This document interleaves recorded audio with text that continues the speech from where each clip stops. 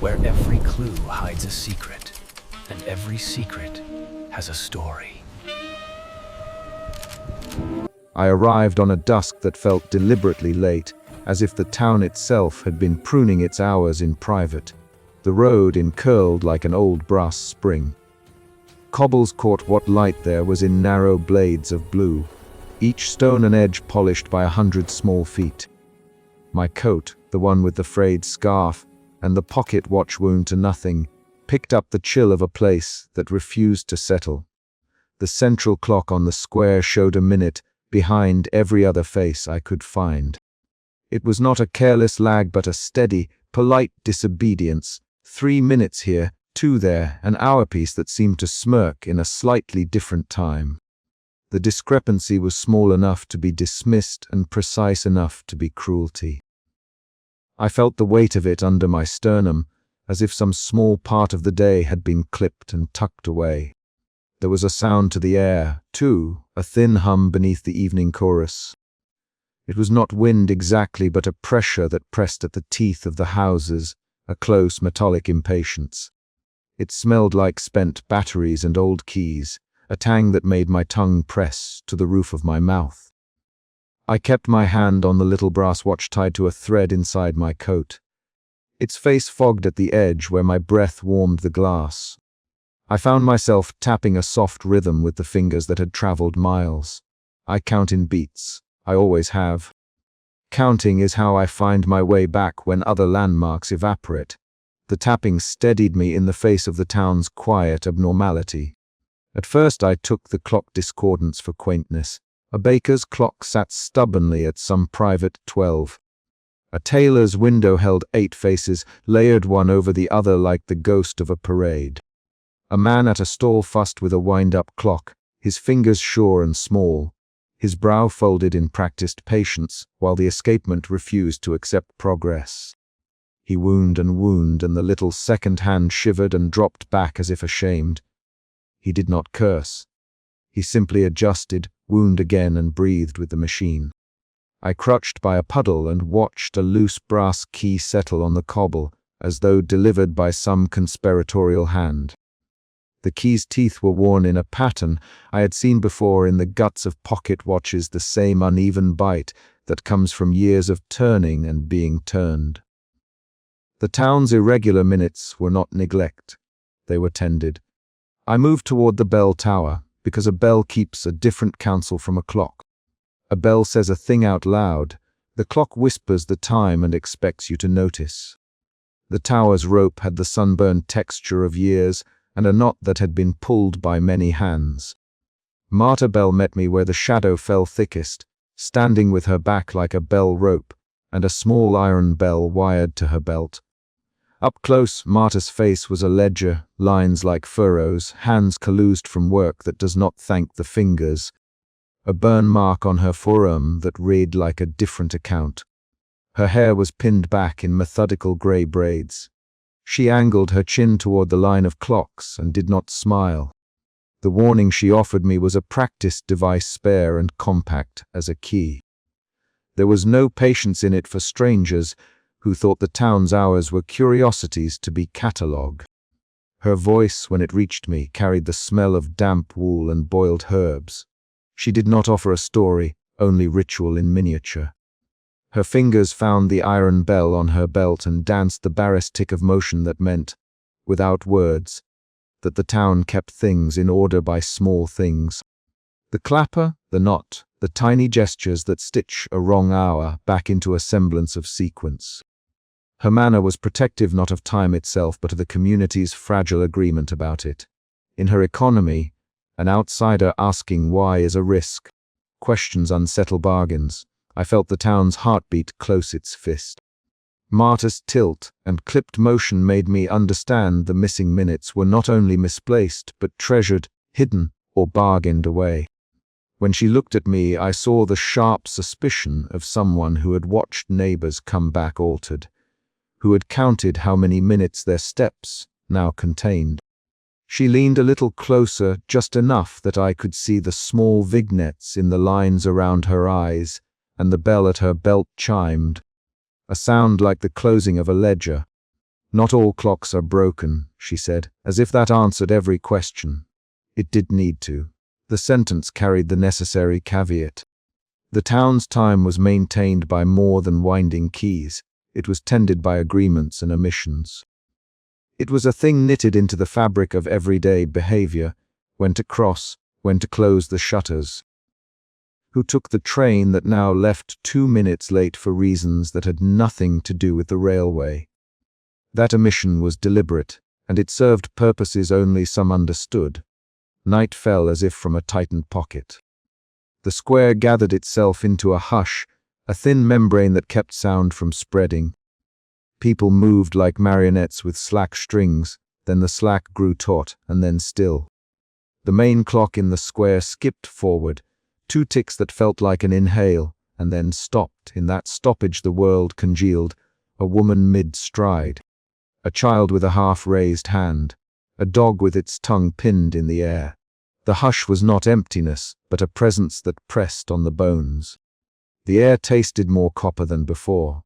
I perceived the freeze as a deliberate omission, a taking of minutes that left people like photographs half-developed. I followed a trail of small things. Oil-streaked footprints marked a path between the stall and the alley where light rubbed thin and blue against damp stone. Scraps of brass clung to the soles of shoes. A thread of clock sorrel hair clung to a bootlace. In a gutter lay a small, oddly shaped key. I pocketed it without permission, drawn by the magnet of its pattern. The alley narrowed, and a blue-lit doorway glowed at the mouth like the slow exhalation of breath made visible in cold air the way breath blooms before lungs shut. As the alley tightened it felt as if the town drew its throat closed like the throat of a clock, a narrowing that made retreating physically harder. My pulse matched the faint sound of gears somewhere inside the walls, a distant, measured clicking. From the threshold I peered into the shop. It was a cramped room, every surface a canyon of instruments and stopped hands. Clocks of every size dreamt under dust. Their faces were arrested like sentries relieved of duty.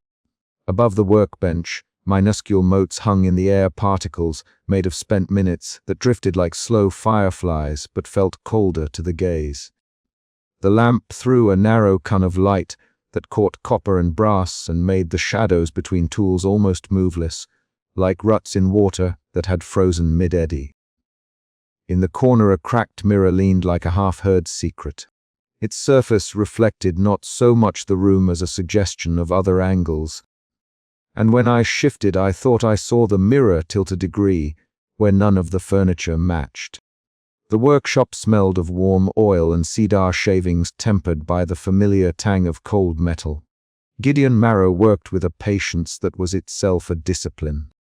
He moved inside microscopic rituals fingers that had the steady tremor of a man who had learned to spend decades on the small. His hair was thin silver, combed back as if always being smoothed by invisible hands. His palms bore oil stains and the tiny circular scars where a loop had rested for years. His eyes were amber gray, rimmed and wide with that soft film of cataract people call character when they wish to be gentle.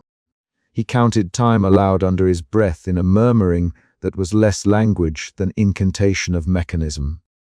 When he drew out a shimmering filament from a pocket clock it looked like the last breath of a winter trapped between thumb and forefinger, luminous and cold.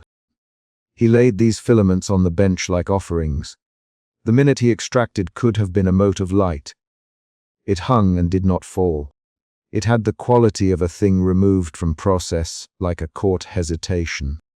There was a severity to the way Gideon handled it, not worship exactly, but a reverence shaped by long experience. As he coaxed it free, the bench took on a slight luminescence, the way polished brass accepts a soul. The motion of his hands was reverent. Each twist, each turn was a small and ritualized theft. He did not conceal his work. He revealed it like one who knows the value of showing the wound to those he might bargain with. His leather satchel lay open and from it peered pendants and a pocket watch larger than reasonable, a slow galaxy of inner gears visible within its face. The sight of those internal gears turning a private world inside private glass was less a marvel and more a confession. He glanced at me with the minimal tilt he demanded from his shoulders when listening. His eyes measured me like a delicate instrument, judging the tension of a spring. There was no overt threat in his stance. Rather, there was a civility that made the danger taste of civility and not chaos. He set down a tool and turned a dial with theatrical reverence. The room did not feel hostile. It felt optioned, as if the minute I reached had opened a ledger with terms. I had expected him to demand coin or a favor, or perhaps only a mechanical truth. Instead, the terms were enacted. Gideon's hands moved with the economy of someone who read as many human equations as mechanical ones, an adjustment here, a tightening there. He pushed a battered pocket watch toward me with a small, obvious gesture that said, "In the humble language of tradespeople, this is what I have." When my palm closed around it, the watch felt heavier than expected, burdened with something like regret. Marta's warning circled in my head with the rhythm of a bell. "Ask not why," she had seemed to say. "Do not pry." The bargain implied was clear without a single spoken word. Time could be claimed if one paid the account, but the payment might be measured in something other than coin. Gideon had rearranged the watch's internals in a particular geometry that suggested minutes could be grafted and unthreaded, sewn and unpicked like stitches in a hem. The knowledge that time could be altered felt like being handed a blade whose edges gleamed with both cure and ruin. It sat in my palm like a small proposition. Take this and there will be consequences. Refuse and leave uncertain. Curiosity is a poor currency in moments that ask for payment. I knew that. Yet my fingers opened, and I let them brush at the face of the watch, as if to test whether the pulse I felt inside could be plucked back whole. My fingers grazed the suspended minute, and, for an instant, the cold of a stopped hour shocked up my arm, sharp and impossible to digest, like swallowing glass. I felt in that tiny scrape a memory that was not mine, a taste of a kitchen that had not been closed yet, a child's laugh not finished, a door not shut. The motion made my breath catch. Gideon's head turned only a fraction, an acknowledgement of breach rather than a glare. He did not scold. He simply watched, and the watch in my hand seemed to answer his gaze by ticking, though it gave no time familiar to the rest of the world. The pocket watch was a private animal, wound to a rhythm that lived somewhere adjacent to ordinary patience. The minute tucked inside was as much a thing in suspension as a decision waiting to be enacted. I thought about handing the watch back and doing what I had often done on strange roads: leave, record, forget. But the action of leaving requires space to step into, and the alley's throat felt small, as if the town itself discouraged departures that might undo its carefully kept ledger. Exiting the workshop was an exercise in chronology. The alley refused to hold on to its dimensions.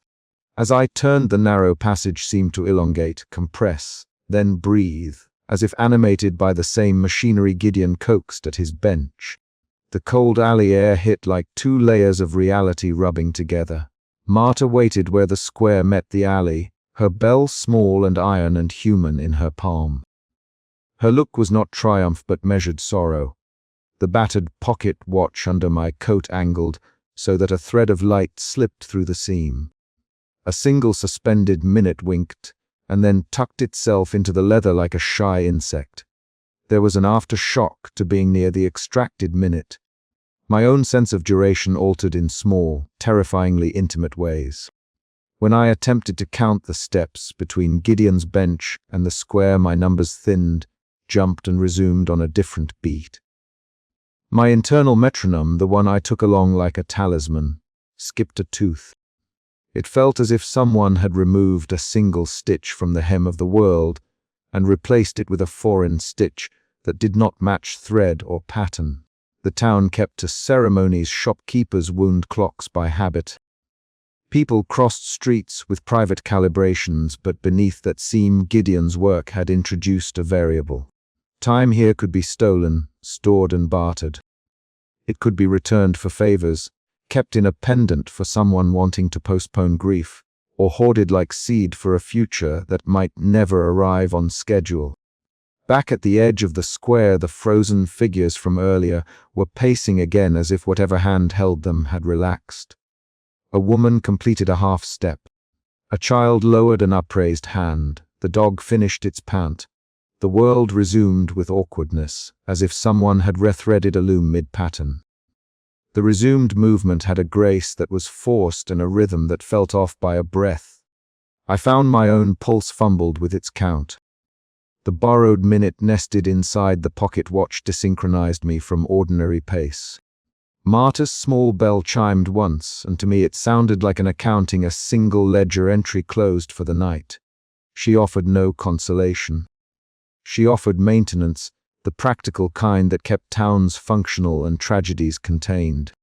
That night I lay in a room where the fever of stopped hours crawled under the bedcovers. The pocket watch on my chest was a slow and foreign animal. When I touched it, I felt the hollow where a stolen minute slept, a hollow at once precious and obscene. I tried to imagine returning the minute where it belonged, imagining Gideon carefully unthreading his work and stitching the world back as if nothing had been out of place. I tried to imagine bargaining with him to put it back. There was always a temptation in me to see the solution as a transaction to be made rather than a wound to be tended. Both images felt like peeling a scab off a wound to see what sat underneath, curiosity and painful revelation. My fingers tapped silent rhythms on the blanket, the small private counting that had saved me on many roads. There is a comfort in counting, a belief that numbers will not betray. Yet the numbers were tricky now, skipping like a record with a small imperfection. The town's clock chimed out an hour that fit the pattern the rest of the world had abandoned and, oddly, that made the deviation seem less like rebellion and more like a careful withholding. I realized then what I had gained was less a gift than an obligation. The minute in the watch made demands, attention, quiet, discretion. It felt like holding another person's breath against my chest. Dawn threatened on the horizon, as if bringing instructions rather than relief. The watch in my pocket ticked slightly faster, an anxious small animal. The knowledge I carried was twofold and heavy, that Gideon Marrow had the cunning to extract and store minutes, and that Marta Bell and others had the rituals to keep ordinary time stitched together. The question that folded itself inward was not whether I could reclaim more minutes, but whether reclaiming would cost parts of me I had learned to hide. A stolen minute can be like a healed wound, pulled open an intimate place where memory seeps, and doing anything to it risks losing the shape of what was there.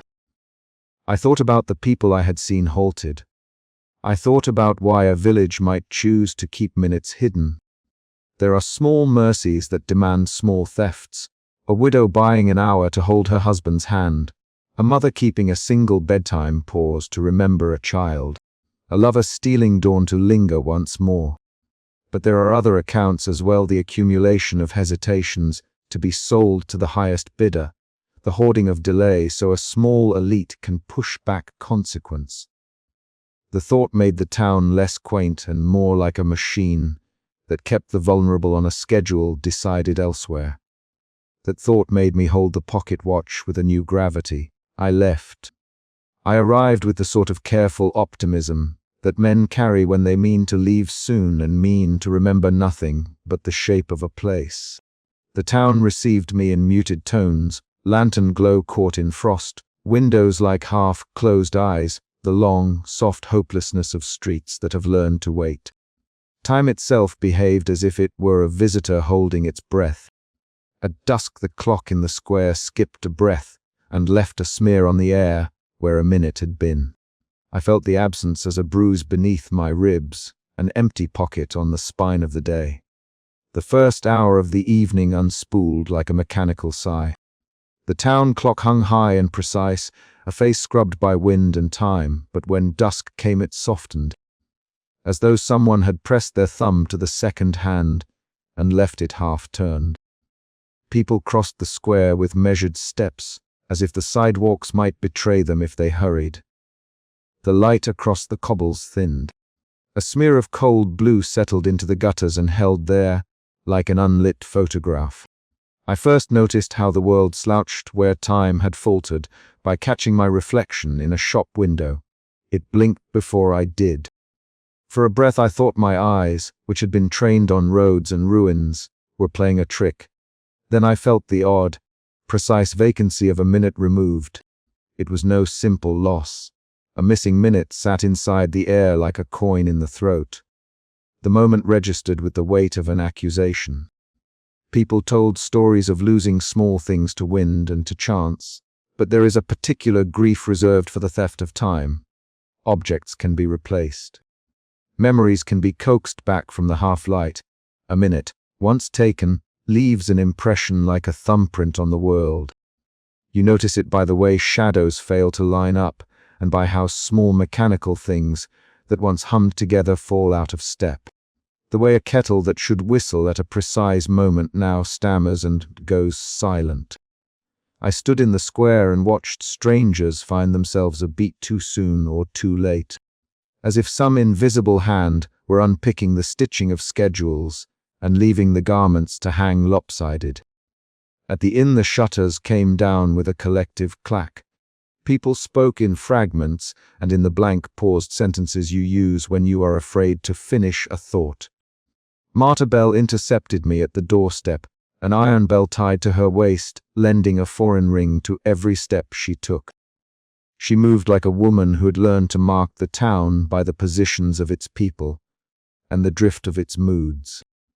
Her warnings were practical, clipped, more maternal in their restraint than alarmed in their tone. She said that bargains had a way of being kept and of being repaid with something softer and more disastrous than coin. She warned me not by telling me to go, but by tightening her jaw until the skin across her knuckles whitened, as if she were holding time in that grip. Inside the inn the lamps were small suns that dared not banish the corners entirely. By the hearth a watch lay open, its face frozen between two numbers.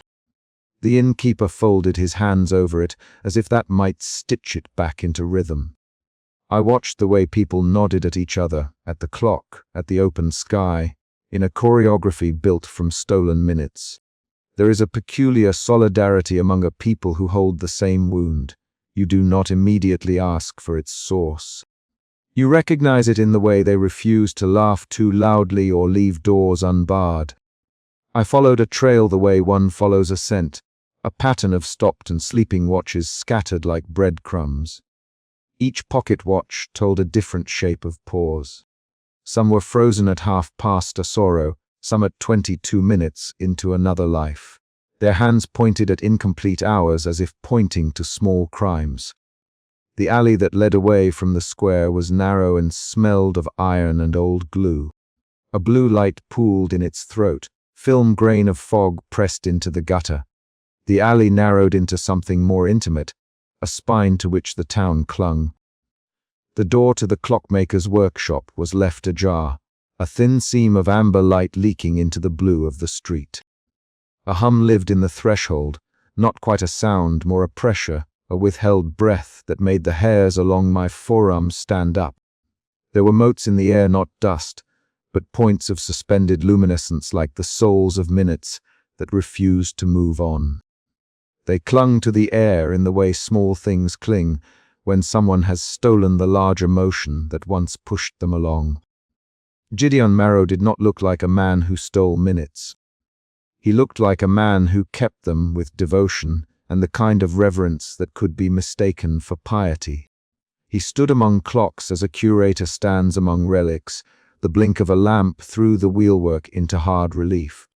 Oil-stained fingertips sketched invisible constellations on the wood. His voice, when he moved his mouth, was careful and measured, as if each syllable were a small device wound to prevent chaos. He showed mechanisms that held time, gears within gears arranged with an obsessiveness that bordered on worship.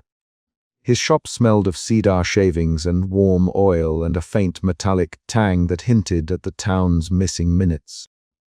I remember the room that housed the instruments, a front parlor of clocks and polished glass, where pendulums swung with an almost conspiratorial slowness, and the deeper spaces behind a framed mirror where light thinned until it was nearly a rumor. Gideon opened a drawer, and inside sat rows of jars with corks sealed tight. Each jar contained a suspended mote, a bright captive that gave the impression of movement without direction. They buzzed in the periphery of vision like imprisoned fireflies. Around them lay carved gears, each scored with tiny notations in Gideon's cramped hand. He arranged them as if laying out the parts of a body. The hidden repository revealed itself in stages, the front room as an ecclesiastical chapel to mechanism, the back room as the accountant's ledger of the town's missing time. Shelves bowed under the weight of stopped clocks, their faces like open mouths that had forgotten how to speak. Jars and boxes held whatever Gideon had chosen to unbind from the flow. It was not the grotesque hoard of some bandit. It was a careful, methodical collection, curated with a tenderness that made it worse. The minutes did not lie in heaps. They were catalogued, labeled with dates and small marginalia, tiny human notations that implied he had, more than once, watched the moments take shape and then committed their theft to paper. I felt my role in the scene as if I had stepped into a ledger myself. This was not a place to merely observe. Gideon turned a magnifier over a ring of gears and tilted his head in that slow, clock-like manner that suggested an old man listening for the precise click of truth. He spoke of architecture, of how time can be housed, and how a missing minute is not absence but storage. He offered me a demonstration that was not offered lightly. He produced a jar and coaxed a mote into the air. It unfolded like a memory, warm and small, and I felt it brush the skin at the back of my eyes. There was a tactile quality to the thing, a grain like the inside of a walnut. When he spoke of costs, he did so the way someone describes a recipe. It was factual, dispassionate, and absolutely designed to make the listener an accomplice. The bargain arrived as bargains often do, with the banality of bookkeeping and the intimacy of a scalpel. Gideon proposed that a reclaimed minute could be placed into a watch, into a life, in exchange for a memory or a small sacrifice of self. He framed it in the sterile language of trade, metadata for an hour. He explained how a memory can be unpicked from the thread of a life and threaded into the tooth of a gear. He presented the act matter-of-factly, as if to say that the world runs on small adjustments and that in a town like ours, adjustments are necessary. I consented. The consent itself was not cinematic. It was the slow, quiet thing that happens when curiosity outweighs caution. I reached into a jar because I wanted to know how time could be housed, and because I wanted to hold something in my hand that could be measured. My fingers closed around the warm absence, and I felt, instantaneously, a blankness bloom where recollection used to be. It was not a physical pain but an emptying, the sense of removing a book from a shelf without recalling its title. The memory was gone as if someone had erased a name from a ledger. That loss arrived with the strange, private terror of a thief who has not been caught but knows he is now slightly less himself. The reclaimed minute sat in my pocket watch like a cooled ember, its weight real enough to disturb the chain. For a moment, I marveled at its heft. Then the absence took a seat in my chest and made room for a new kind of darkness. The knowledge that the exchange had been made, and that such exchanges always leave a currency of consequence. I realized in a half-reasoned way that the town's bargains were not neutral adjustments. Something, somewhere, balanced ledgers in ways that were not visible to the eye. I left the workshop unsteady, the early light of pre-dawn catching the cobbles and the cold air biting at my palms. Marta appeared as if summoned by the town's rhythm, her presence practical and unadorned. She offered help with methods that suggested a lifetime of improvisation, a knot to fix a strap, a cup of tea brewed to the exact temperature that made the world seem less brittle. She warned me without melodrama, as one warns against a leaking roof or a stubborn fever. She reminded me that bargains with time were seldom purely transactional, and that something tends to follow what is taken. Outside, I slipped the minute I had bought into my small brass watch and felt its weight, as if a new organ had been sewn beneath my ribs. I thought the feeling would reassure me. Instead, I felt watched by an absence. There was a quality to the follow that was not immediate and not distant. It threaded itself through the alleys like a patience, like an animal that had been trained to wait at a door. I walked toward the inn with the town unspooling its slow day, attempting to fold myself back into the ordinariness of people who had not recently traded pieces of their memories to time. On the way I noticed small misalignments, a shopkeeper setting down a cup before she had finished counting out the coin, a child who paused mid-step, and then continued as if a step had been forgotten and then returned to its place. The sense that something had followed me intensified not as a shape, but as an insistence, a pressure that suggested ownership rather than theft. The reclaimed minute had a debtor. It was a quiet, patient thing, and I could not shake the feeling that it wanted not merely to be restored, but to be completed. The night that closed around the town was different for me after the bargain. Loss, once experienced, changes the world by elastically altering one's sense of proportion. Where before I had been a curious correspondent to the town's oddities, I now felt implicated, as if my own ledger had been entered and stamped. My dreams that night were thin and interrupted. I awoke with the sense of open pages in my head where words should have been. The emptiness of the transaction caused small tremors in the architecture of my recollection. I could not find a line of a poem that used to lodge in my throat, nor the face of a man whose name I should have known. Instead, there was the bright, new object in my watch, a minute that ticked and ticked as though seeking restitution. There is a peculiar shame in realizing you have traded away something that mattered. It is quieter than fear and more corrosive than regret. It insinuates itself into daily decisions, reframing them against the cost exacted by that single exchange. I found myself measuring the hours with new suspicion, counting how many small moments could be purchased and at what price. The thought that someone would follow to reclaim the minute was not fanciful. The town's bargains had always been bilateral. You take from the ledger, and the ledger, in turn, takes its due. At dawn I stopped and looked back toward Gideon's door.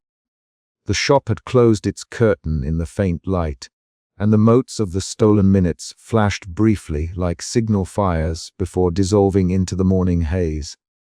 I felt that the town would continue its cautious breath, that the missing minutes would still be counted and kept, catalogued with the same tender cruelty. I walked slowly toward the inn, feeling the watch heavy at my side, listening for footsteps that might not be mine. This chapter of the town's ledger closes on a doubled edge, on one side the possibility of reclamation, on the other the knowledge that every reclamation comes at a cost. I have the minute I purchased, and with it a new vulnerability. The bargain illuminated more than the method of timekeeping.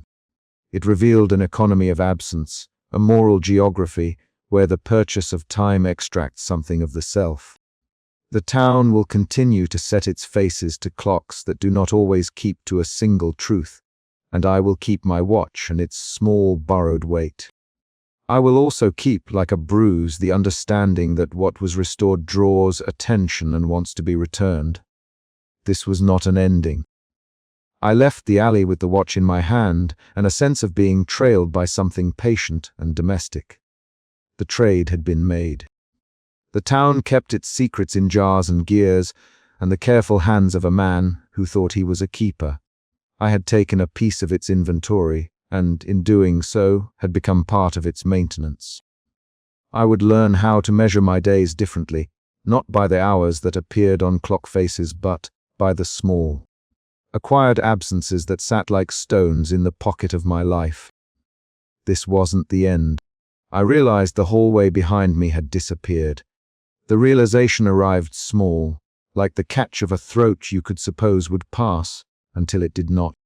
At first it seemed a missing step, a misturned corner, a tiny imperfection you might tuck into memory and forget until the town did something that showed me absence had teeth.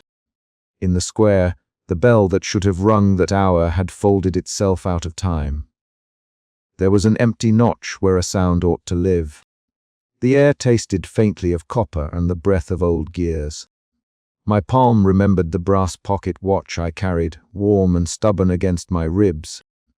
And for the first time since I arrived it felt less like a talisman than a tether. The town asks for you in quiet ways, like a ritual you learn by standing still. Marta had warned me with clipped sentences and a shawl that smelled of boiled herbs, keep to the hour, respect what is borrowed. Her iron bell tied to her belt chimed every time she moved, a constant, anxious insistence that time could somehow be shaken back into place if you kept your hands clean. In that morning the bell in the square was hollow. It struck without sound. Faces in the market were halted mid-thrum, a baker's hand half lifted to sift flour, a child frozen at the cusp of laughter. They did not look like people caught by accident. They looked like parts removed from a simpler clock and placed in velvet-lined boxes. Tiny components of a mechanism you could no longer look at without seeing what was missing. I let the emptiness of that notch in the hour be my compass. There is a particular greed to absence. In rooms or in squares, where something is missing, human attention reorders itself around the void as if to warm it back into presence. I walked the rim of the town clock until frost fog breathed against my face and the stone underfoot felt gauzy. No sound reached me. The square was a bowl whose bottom had been lifted clean away. The hands of smaller clocks, pinned to shop windows and strapped to wrists, hesitated like swimmers about to dive, and then bent away as if ashamed. The shop door that glowed in the alley belonged to Gideon Marrow. The light there was not warm but adamant, placed at the eye of a needle.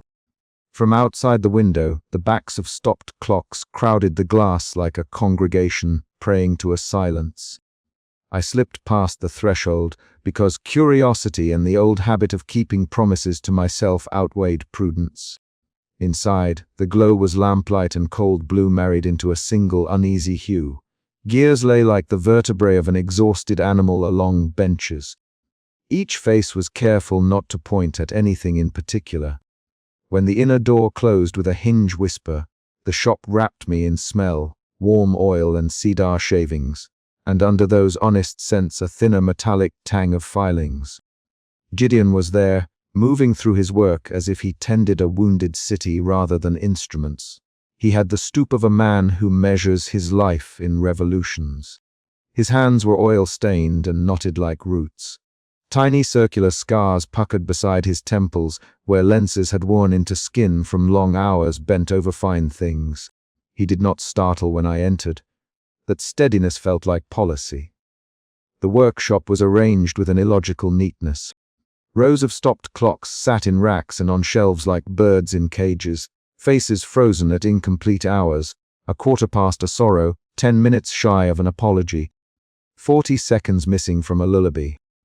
What struck me beyond the static dials was the way each clock cradled a compartment stitched from absence.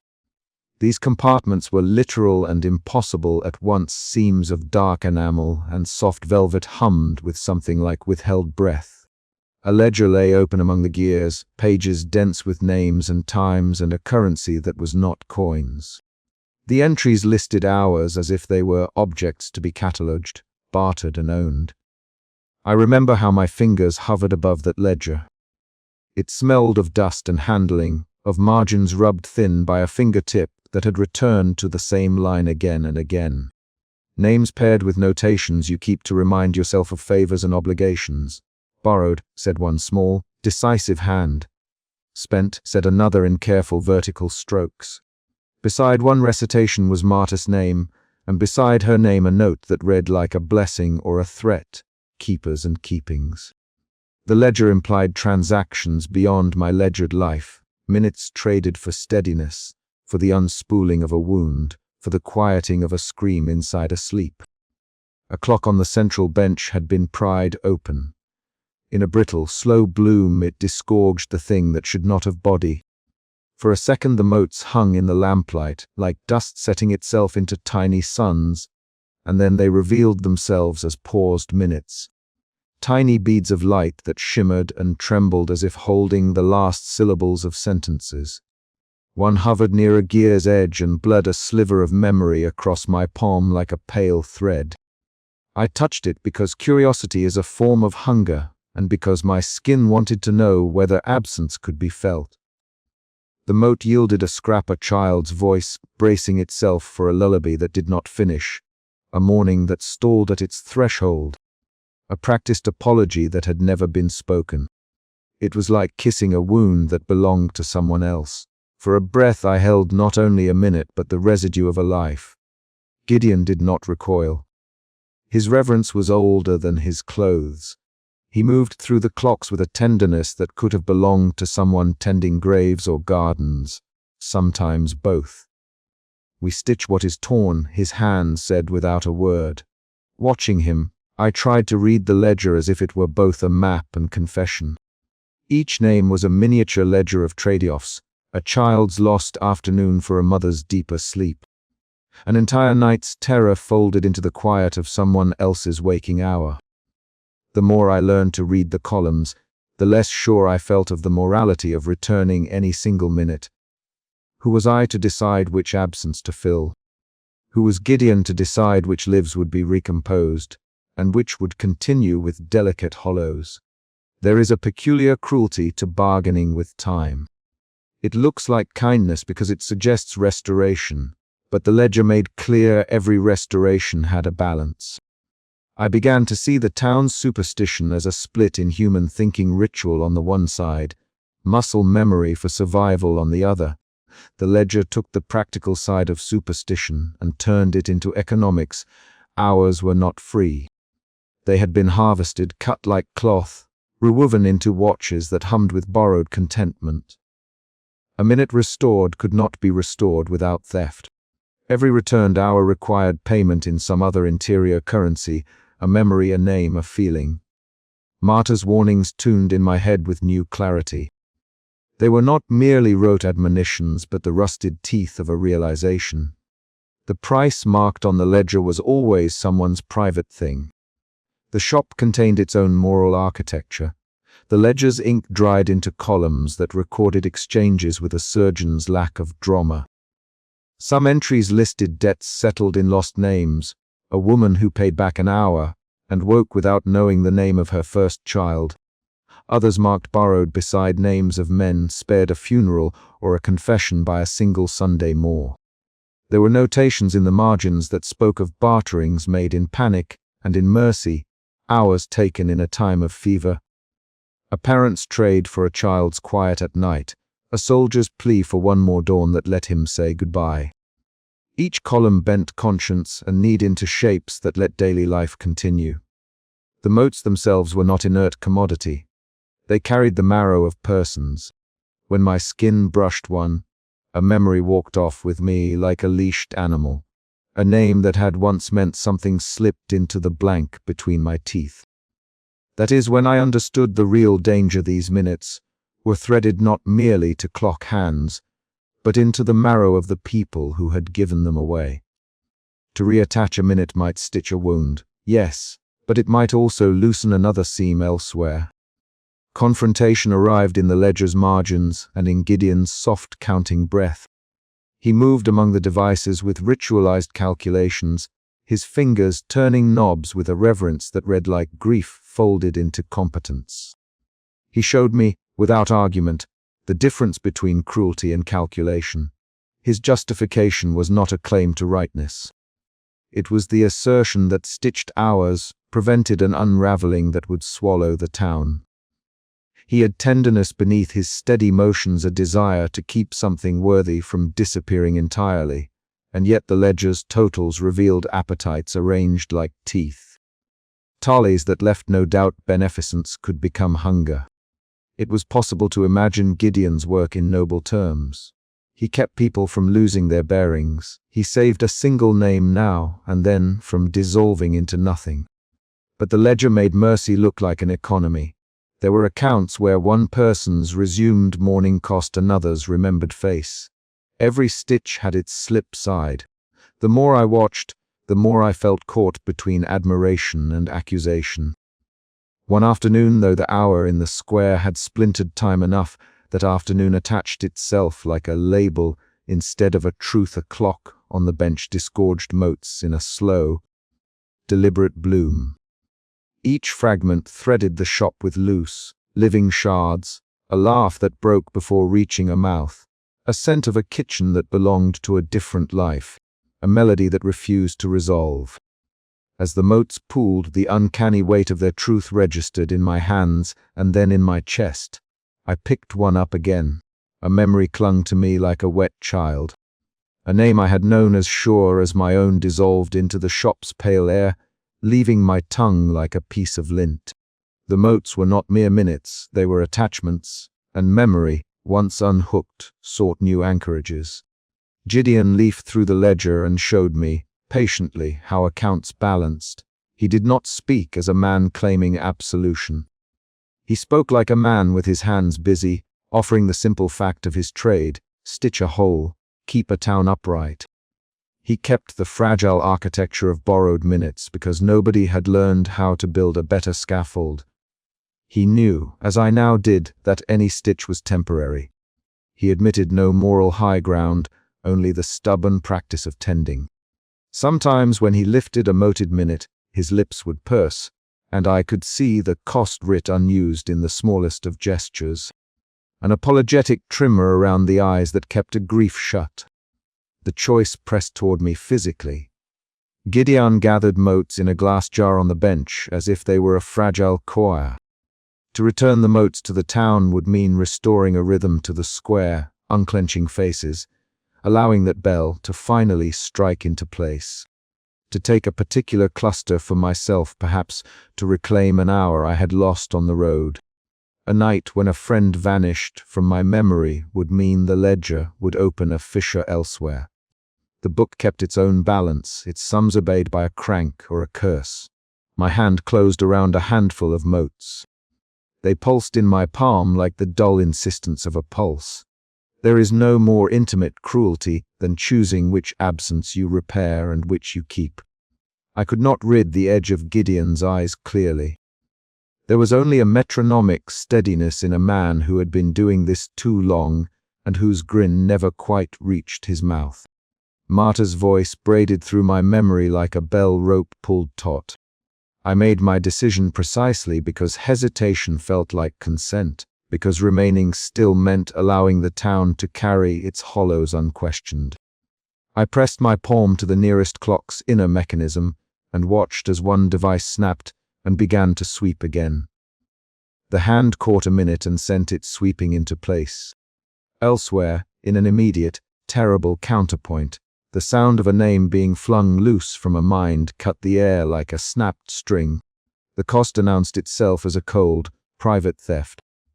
Where the hand had begun to move in the square, an older woman blinked and found that an essential recollection had slipped like a coin from her pocket. She reached for it half-conscious. Only air met her fingers, I felt, a lingering sting away, the departure of something that had been my anchor. A memory in my own chest went cold and left a hollow, a face that had been clear in the morning now blurred like chalk in rain. The world regained part of itself, but carried the fingerprints of theft. Even restored time lingers with the residue of what was taken. At dawn the square reanimated with an off-kilter tick. Clocks returned to life with the stiffness of limbs waking. Their motions felt at first like someone relearning how to walk. People resumed gestures as if lunch had been paused and restarted. They spoke and stitched their days back together, none the wiser for the strange commerce they had been made to participate in. Marta watched from the threshold of her home, bell at her hip, mouth set in a line that read like approval and grief at once. Gideon tended his gears as if suturing a wound that would reopen and perhaps should. He did not boast. He did not claim victory. His hands were busy, the pocket watch at his waist turning inner gears with a private motion. After I left the shop that morning, I walked through the market with that peculiar awareness one has after a surgery. The body works, but somewhere inside a patch is still tender. The conversations I passed carried ordinary measures: bread, weather, gossip, and yet their faces held a small vacancy. A father laughed with a child whose name he could no longer summon. A seamstress sold a bolt of cloth in a voice that was practiced and gentle, as if she were covering a silence with habit. There was gratitude written into some expressions, regret into others, and around them all a faint undercurrent of not quite right. The town had been steadied, but not healed. When I returned to my lodgings, the brass pocket watch felt different in my coat. A thin dark thread lay tied to its chain, slack and almost invisible. It tugged like a reminder of my complicity, a ribbon left by something hungry and satisfied for the moment. I sat with my back to the pale blue light leaking through the curtains and tried to catalogue the things that had slipped. There was the faint outline of a name I could not place, like the ghost of a house it once lived in, but could no longer find on any map. The lack took up residence where memory had been. It was proof that even a nobly intended restoration exacts its toll. Gideon arranged his tools that day with measured patience. He seemed to understand, in the marrow of him, that any stitch was temporary, that his ledger was a way of keeping collapse at bay for a while. He confessed nothing. He explained little. He offered only the stubborn fact of his labor. Some things have to be held together, even when the holding involves theft. I left his shop the way one leaves an altar, after making a donation that costs more than the thing prayed for. My hand lingered on the doorframe as if I might take the ledger with me, and its neat columns might improve. In the evenings I found myself tracing the ledger's names through the town's arteries. Each entry suggested other ledgers, hidden rooms of trade where men and women had bartered away pieces of themselves for sleep or steadiness. I walked from market to chapel to boarded houses where light moved like a secret, following the geometry of stitched hours. The people who had traded minutes had not become caricatures. Most were living in the hollowed, sensible way human beings do when they must arrange themselves around a loss. Their trades were often practical, a mother paying with a single remembered lullaby to keep the child who could not sleep. A widow bargaining evenings to hold herself from unraveling. The stitches were painted into daily rhythms, woven into funeral rites, hummed through lullabies. There was a kind of ethics here not captured by the ledger's neat ink, mercy that cost those who could not bargain anything more. Sacrifices offered by people who thought it the only way to keep loved ones from falling apart. At the end of the day, the town felt slightly rearranged, as if a hand had come through the street and smoothed a crease. Some faces wore gratitude. Others bore a tiny misgiving. In me, curiosity tasted like hunger. The pocket watch's thread ticked a reminder against my ribs. I had returned a portion of what the town had lost, but the ledger still held lists and numbers that hinted at further thefts, at deeper bargainings closer. The square clock watched me like an accusation. Under its face the air tasted of copper and old keys, as if the town itself had been bitten and left to bleed minutes into the gutters. I came to a place where time folded like paper, a town whose hours had been hemmed, cut, and kept in secret drawers. The first thing I noticed was the missing tick, not a silence but a refusal. 1 minute refused to pass. Suspended between two breaths of the world, it hung like a foreign coin in my pocket, cold and obvious. My brass pocket watch tugged against the thread I had knotted carelessly around it years ago. The pull was not one of mechanics but of intent. Something on the other side of the minute reached out and stroked the edge of my watch, testing its tether. I leaned my forehead toward the face of the town clock and felt the impossible pause cleave at my insides, as if the world had inhaled and chosen not to exhale. The tug sent a small, private panic through me, the kind that lives under skin and in the joints where old journeys have left their marks. I had come for a truth that smelled like metal and varnish. To understand why the town's hands went still each night, I had traded certainty for the ache of observation. The square, lit by a frost-dimmed moon, held its breath in the frozen minute. People moved in frames beyond glass, mouths half open, a vendor's hand paused above a coin, a child mid-step caught between wonder and step. Their lives were smudged like charcoal drawings, edges erased where someone had taken a razor to time. In that impossible frame I felt both intrusion and duty. The knowledge that minutes could be taken meant someone kept them, and someone who keeps them must be known. The town wore its oddness with an economy that made everything spare and pointed. Lanterns hung with single, steady flames. Doors were closed in ways that suggested privacy and practiced secrecy. No one rushed. It was as if urgency had been taxed and rationed to essential tasks. The frozen minutes saturated the air with a texture I could almost touch. It held like dust on a shelf, like the hush in a church before the sermon begins. I stood in the square and catalogued the stilled gestures as if they were specimens, a baker with flour dusted on his cheek, a shoemaker with a thread caught on his nail, a woman whose hand hovered at the latch of a diary. Each fragment suggested a life interrupted and kept.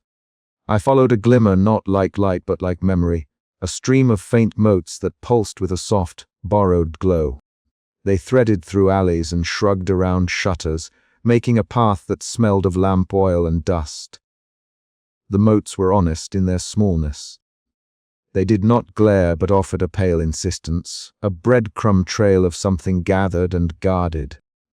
They clustered like watchful moths and drifted along the brick until the alley narrowed and the blue night closed in like a fist.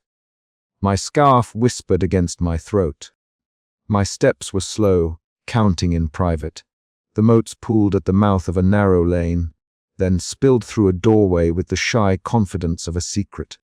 The trail led me forward until I found Marta standing in the shadow of a stoop, her bell a dull promise against her belt. Marta's look was a shorthand of the town, wary, iron-heavy, motherly in the way a bell is motherly to a rope. She did not ask why I was there. She only clamped the iron bell and let it hang like a sentence. Her eyes were almond and flecked with gold. They measured me as a ledger might measure a debt. There is a certain economy in towns that suffer broken hours. People do not waste words. She tipped her chin toward the dim line of the workshop door, and the motes that clung to its frame like barnacles. Her bell gave a single, crisp sound. It was not a summons so much as a punctuation. Nothing else needed to be said. The warning was in the tightness of her jaw and the callus of her hand, where rope had worn its shape into her skin. She moved with the slow dignity of someone who keeps promises to dangerous things. When she touched the bell, it was with a familiarity that suggested ritual, a bell that had kept time for more than the town and whose sound had been part warning, part benediction. She sniffed the air as if reconfirming the truth of what the motes had already told her. Her silence told me the workshop was not a place for small talk. If the town was a book, she was its spine. The alley to Gideon's workshop smelled of cedar shavings and oil. The door was smaller than I expected, as if gentlemen's secrets must be kept behind a frame that would not let too many eyes climb through at once. Inside the room the light was careful pools of cold blue glass blobs on work surfaces, dark between the machines, and a battered mirror that caught and miscounted reflections. Rows of stopped clocks lined shelves like patient teeth. Some had hands frozen at impossible positions, others exhaled a faint glow from their faces as if memory itself hummed beneath the glass. Tiny suspended motes sat in gear teeth like bottled breaths. The scene made theft visible. Time, once an abstraction, had become a tangible, salvageable thing. Gideon was waiting as if he had been expecting me and not expecting me all at once. He was all small precise gestures, the tilt of a head, the way a thumb steadied a screw. He brought his loop close to an inner wheel and the lamp scattered star crumbs across his features. His fingers bore the stains of 100 winters in oil. The skin at the joints had acquired a map of minuscule scars where glass and metal had not been entirely polite to flesh. His voice could have been measured on a metronome. His hands turned knobs with theatrical reverence. He moved with the studied calm of someone who negotiates with things that do not speak, coaxing the motes into brass, watching the mechanics like a surgeon watches a pulse. In Gideon's workshop, the theft of minutes was not a crime but a craft, and the making of an instrument had the same slow sanctity as prayer. He treated each suspended mote with an attention that bordered on devotion. When he held one up to the light, you could see it vibrate with the echo of what it had been, a laugh, a thought, a breath. Some of the motes were bright and quick, humming with the taste of young laughter or morning commerce. Others were frayed, their edges ragged with the residue of sorrow or long, quiet endurance. He would cradle the fragile ones in a tiny brass bowl and treat them like glass. There was an economy of tenderness in the way his hands moved. Observation narrowed to a sharp, precise H. I found myself cataloguing the fragility in Gideon's hands and the moral subtlety of the work. The implication unspooled in my chest: this was not a matter of loss but of exchange. Minutes here were not simply missing, they were held. People had bartered slivers of their days to keep something else whole, or perhaps to keep nothing at all. A mother might trade the minute that would have allowed her to finish a letter, so that her child would have one more hour of sleep. A watchmaker might hand over an afternoon for the chance to learn how to mend a heart. The bargains hovered, gentle and terrible, balanced on the point of a pin. I realized the moral geometry of the place. To reclaim what was taken, someone must give. The ledger of hours was intimate, and the sums were not always fair. A cracked mirror in Gideon's shop captured as much as a confession. In its wary silver I saw faces frozen mid-action in rooms and doorways, expressions abraded where someone had taken minutes away. The townsfolk were preserved like negatives with scuffed edges, a baker with flour at his elbow, a seamstress with thread taut between fingers, a child with a hand raised in question. The mirror did not return full lives. It returned slices, smudged where the stolen intervals had been sliced out. I noticed the smallest of details, the way a seamstress' wrist had been slightly white from tension. The faint line of worry at a father's brow, signs that the missing minutes were not inconsequential. The sight shifted the axis of my mission. It was no longer curiosity that stitched me here, but responsibility. Reclaiming the minutes would not simply make clocks run. It would sew lives back into continuity, and continuity carried consequences. Gideon prepared a machine that looked like a cathedral of small parts, brass ribs arsing into one another, a cradle for a dozen clocks, gears the size of plates, and a central chamber that breathed with small, rhythmic sighs. It was as if someone had taken the idea of a clockwork and given it a ribcage and lungs. He called it a stitching mechanism, not in words I could easily record, but in the way he set his tools and arranged dials. It was a contraption both elegant and unnerving, everything balanced on hinges and promises. When he began to prepare the mechanism, the workshop changed its temperament. Clocks twitched in their frames, shadows drew thin like ink bleeding on paper, and memories frayed at the edges, loosening like threads on a too-worn fabric. The machine asked for steadiness and sacrifice. It demanded a weight to counterbalance the stitched seams of time. Inventive and dangerous, the contraption made the hair at the back of my neck stand up.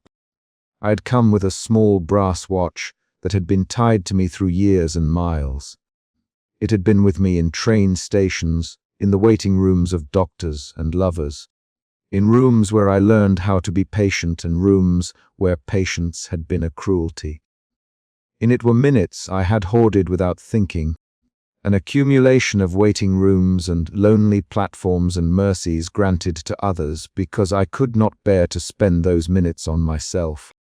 The watch had been a kind of private bank, seconds saved against future lack, a cache of quiet I could draw on when needed.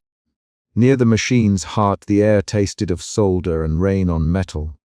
Gideon moved with the focus of a man accustomed to bargaining with an unnatural creditor. When I considered giving my watch, it was not purely altruistic, but a ledger kept by a man who had grown used to counting weight against consequence. I felt the minute inside my watch like a coin in a closed fist, weighing a choice I could not return without changing what I had been. There was a private calculus: could I afford the omission? What part of my memory could I spare? What would be left hollow in my days? The answers were not simple. The town asked for an accounting of what I valued and what I would release to make others whole. The ritual of joining minutes to brass was intimate and surgical. I unknotted the thread and watched the watch loosen in my palm, its face reflecting the cold blue light like a pupil caught by a stare. Gideon set his hands to the cradle, and the assembly hummed with expectation. He coaxed the tethered minute out as if extracting a splinter. It smelled of ozone and a memory I had nearly forgotten: the precise warmth of a station bench in April, the tick of a carriage wheel on wet cobbles. When the minute moved into the mechanism, the world shivered. Hands that had been still lurched forward. Some faces resumed lines where smiles and frowns had been erased. The return was not seamless. Memories splashed back like water on a stained page, ragged edges, smears where context had been lost, a history reconstructed with care and error. The workshop roiled with small, violent corrections. At the machine's core, the moment I let my watch give its tied minute over, an unanticipated convulsion rolled through the room. The contraption inhaled and exhaled as if taking its first breaths after a long sleep. Clocks lurching, gears snapping awake, shadows drawn into sharp, uncertain shapes, each recovered fraction of time translated into a ripple across the town. Some hands spun back to their rightful pace. Others stalled again, refusing to be undone entirely, faces reassembled with ragged edges. A seamstress could still remember the thought she had while threading a needle, but not the word that had followed it. The machine exhaled as if content, and then hiccuped like a living creature with an uneasy stomach. My body felt hollowed where that minute had been taken, as if a small chamber in me had been cleared of furniture. The cost of reclamation revealed itself like a tally. There would be gains, but also omissions that would not fit back where they had been plucked from. The consequences unfolded in small, human ways. A child resumed mid-skip, but then blinked as if a thought had slipped through the net of his mind. A vendor who had been frozen with his palm hovering over a coin found the coin in his palm but could not remember why he had meant to buy anything at all. A woman at a window sighed and then frowned because some emotional punctuation had been lost, a comma pulled from a sentence. The town did not immediately align into seamless time. It became a patchwork of recovered stitches, some neat and others puckered. You could see where repairs had been made and where fabric refused to lie flat. Gideon sat quieter than before, the theatrical reverence folded inward. He had the look of a man who had balanced something precious against something private, come away with both triumph and mourning. When dawn came, it arrived like a stitched seam, uneven, raised in places, tender where the needle had gone in and out. Light pressed along cobbles turned suddenly new, catching on places stitched smoother and on threads that still protruded. Clocks in the square blinked, and some found their feet, beating a time closer to ordinary. Others skipped, their hands catching on invisible burrs as if remembering the theft and resisting restoration. Faces reassembled with ragged edges. Some people could reconstruct a day only to find gaps where a laugh had been. Others woke with the feeling of a day that had been lost to them entirely. Martyr's bell sounded out of sync, a shepherd of a flock that had been mended but not yet fluent. The sound carried a relief and a caution. It was a tolling for regained things, and a reminder that nothing was returned without cost. I walked the streets and watched the town take its first hesitant steps into a dawn that was not entirely honest. There was a smallness to the reconciliations, the way a child gripped a toy, and yet could not recall where it had been placed that morning. The way a shopkeeper resumed counting change but misremembered a face. The way lovers found themselves in a pocket of time where their argument had been excised and so a fractured tenderness remained without the reparative indignation that might have mended it. The town would carry these seams. Some would itch and need picking, others would scar over and be forgotten. The moral calculus remained, some minutes returned, others remained hidden, hoarded in brass and glass for reasons both heroic and selfish. Back in my lodging, a narrow room with a solitary window that let in the grey of early morning, I opened my pocket watch. Inside was an empty notch where a minute should have fit. The absence was not loud, it was a small, precise missing thing that made a new kind of silence. I felt the echo of that minute like a phantom limb, the sense that something had been taken to feed another appetite. The room smelled faintly of tea and wood smoke. It was a place of endings and beginnings squeezed together. The watch no longer bore the same weight in my pocket. It was lighter by measure but heavier in a way that had nothing to do with metal. Something else elsewhere had kept time for itself. The ledger of hours was not balanced. It had been rearranged in a way that left margins unexplained. There are bargains a town keeps in its bones. The clockmaker's work had given people back fragments of life, and yet the act of stitching demanded collateral. Where 1 minute returns, another may remain in someone's private chest, humming like a memory in a jar. The choice I had made felt like a small theft of my own history, an offering that eroded a portion of my continuity. The town would remember, but not entirely. Some faces would wake with holes where a laugh had been. Someone would rise with the knowledge of a day that never happened. The moral geometry of the place held uneasy truths. Survival required balancing the weights of what people could spare against what they needed to reclaim. I walked the square once more as the town rearranged itself into its new rhythms. The clock that had watched me like an accusation now hung half right, its hands correcting with a modest stubbornness. It did not leap back to some grand concord. It simply insistently began.